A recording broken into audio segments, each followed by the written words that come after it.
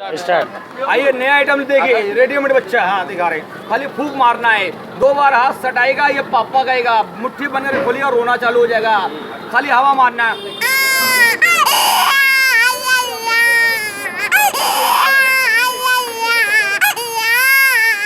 और ये 2 बार ये चपकाइए, पापा पापा आया।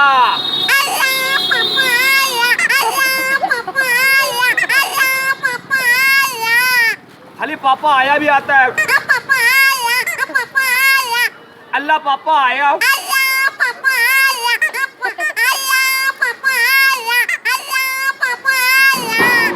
चाचा भी है।